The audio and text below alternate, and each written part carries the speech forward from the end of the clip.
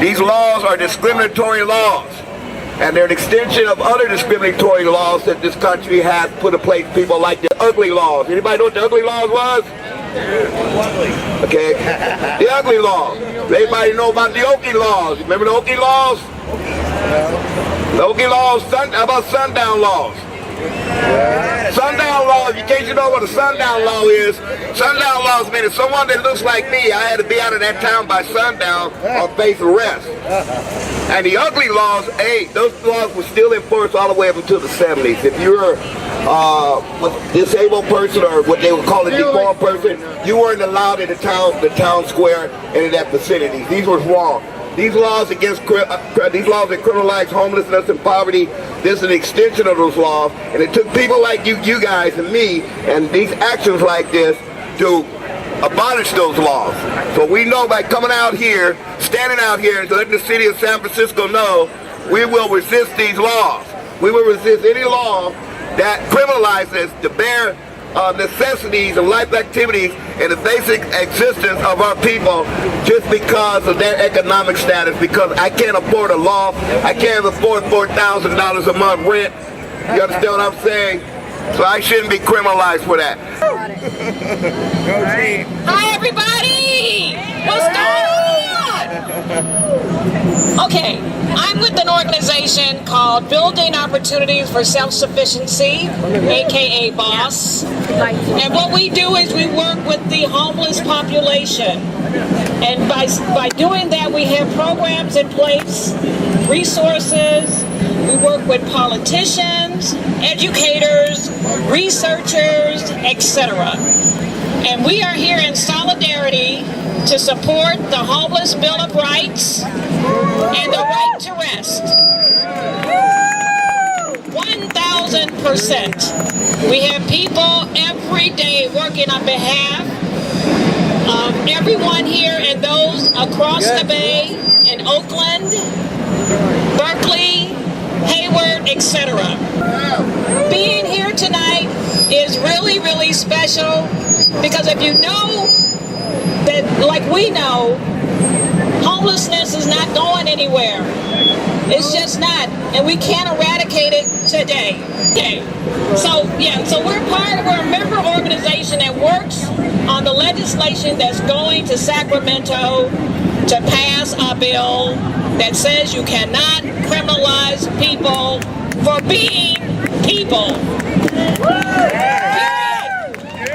That's all it is. It's a human rights, it's a human dignity thing. You just can't do that and just think that people are going to just lie down and accept it. Lie down and rest, right? Reclaiming the legacy of Martin Luther King. When he died, he was in the process of doing the Poor People's Campaign, right? And he was killed before he could see that happen. But they tried to keep it on in his place. And I don't know if you guys know, but 3,000 people set up tents in Washington, D.C. for the Poor People's Campaign. For 6 weeks they were there. And that's what he was about, right? At the end of he saw the civil rights, as I understand it, he saw that his work in civil rights, all the gains they were making still wasn't improving people's lives, black people's lives, poor people's lives, and so he was shifting his focus a little bit to help bring up really focusing on the poor. And that's what we're doing here today. And I think when we talk about the Homeless Bill of Rights, that's exactly what he'd be about. And our day, our youth is supposed to be living better lives in the previous generation, the prior generation. And it's a shame that our youth are out here and the solutions they offer our youth are jail. So we want to change that again. So we want to bring up from the Homeless Youth Alliance, Shira.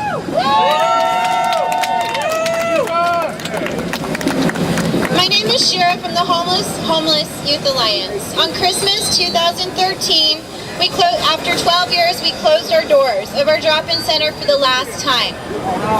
It was the only place youth had that provided refuge and respite from the constant traumas of the street.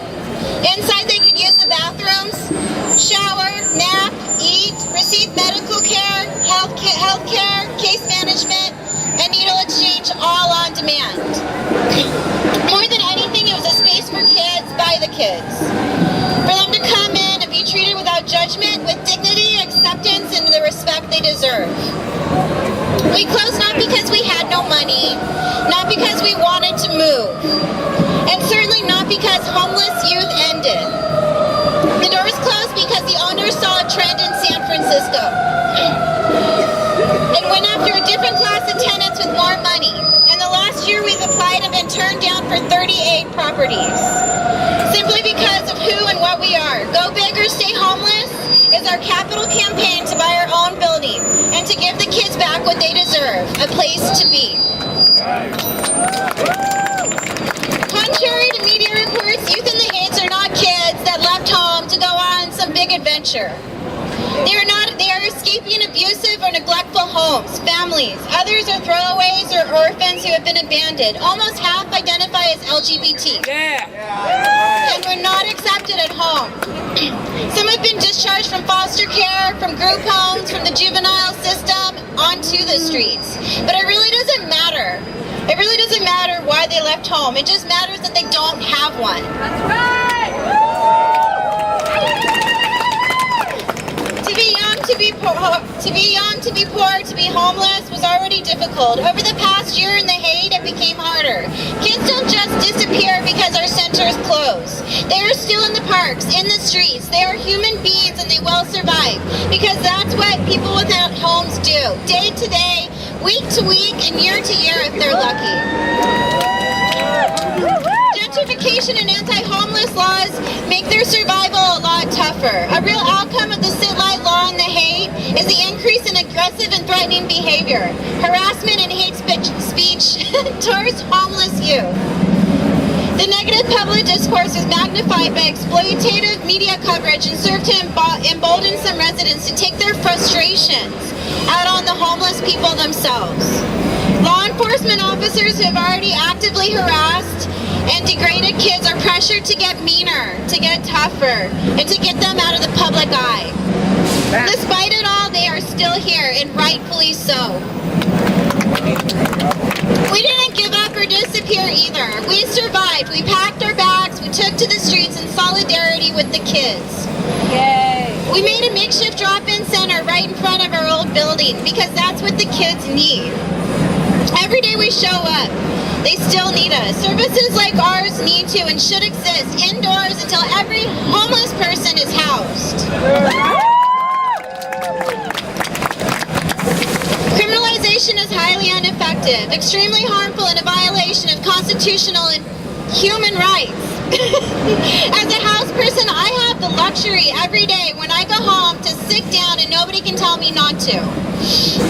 Not allowing people to sit, a necessary action, does not provide them housing. This is the heart of the matter. It is at the heart of the matter. Is that people cannot stand the sight of someone sitting. It is not that they cannot stand the sight of someone sitting, but the sight of a visibly poor person sitting. The issue is simple. It makes people uncomfortable to see other people suffering.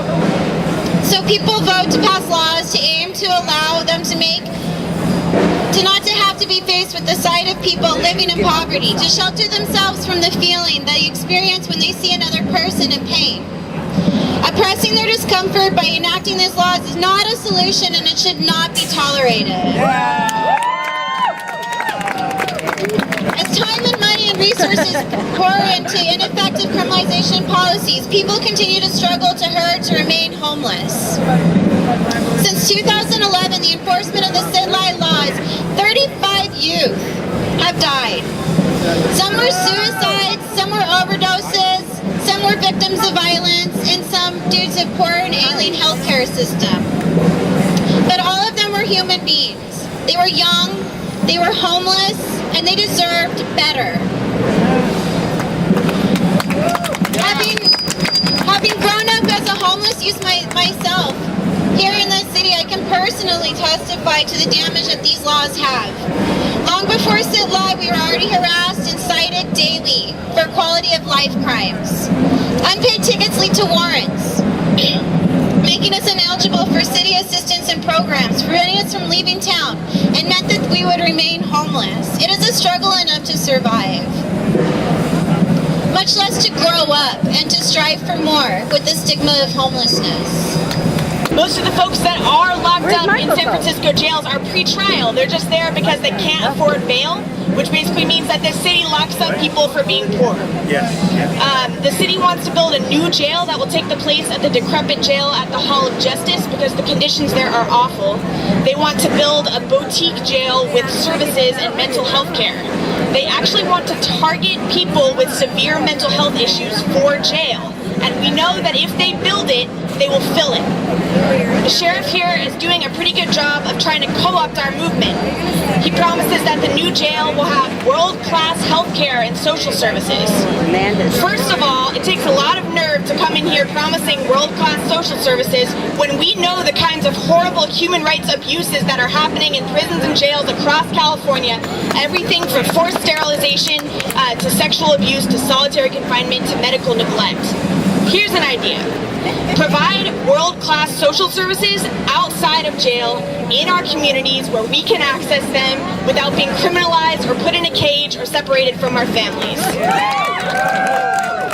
San Francisco County should invest resources into what this community needs. Jobs, healthcare, affordable housing, and housing for folks with mental health issues that are connected to treatment with a capable and caring staff.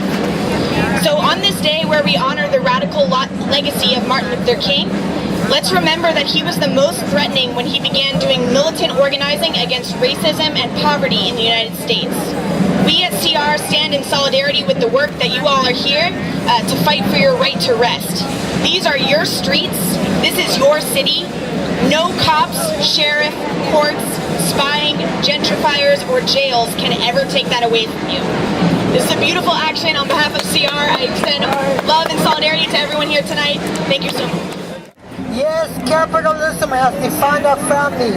My mom's wrinkled face and hands folded firmly and calmly in the casket that June 2nd, 2014, a little more than 6 months ago. 2. Before writing this poem in the early morning of the 4th of July in the laundromat, I read the book with Dr. Martin Luther King's I Have a Dream quote.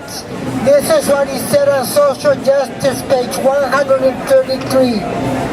I have the audacity to believe that people everywhere can have 3 meals a day for their bodies, education and culture for their minds, and dignity, equality, and freedom for their spirits. I believe that what self-centered men have torn down, men other-centered can build up. Understanding that capitalism is a paradigm for unemployment, for homelessness, that demands no more drones over the Middle East, no more drones over the Mexico-USA border. Let's turn that self-centered mentality into other-centered ideas and break the chains of capitalism by fighting for others in your neighborhood, in your country, in the world, and thus fight for ourselves, the people. We know that trans people are a part of the street-based community, and we stand beside you as you struggle for a homeless Bill of Rights. Trans and gender non-conforming people, specifically black and brown trans feminine folks, are often locked out of jobs, housing, and other opportunities just for being trans. We struggle with access to restrooms and shelters, the few places of refuge that street-based folks have.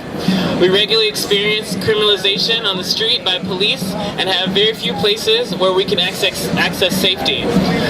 Fighting for the right to rest will give us more access to the things that we need and deserve. The ability to walk down the street without harassment, to have housing that works for us, and to not be locked up or harmed by police just for existing outside.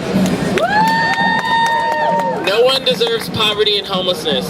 No one deserves to be criminalized for surviving, just for existing in public space or in any space.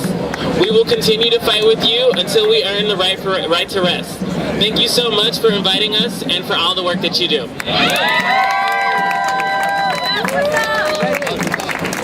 And he's the executive director of the Western Regional Advocacy Project, spearheading the Homeless Bill of Rights campaign and the Right to Rest campaign. He does it all.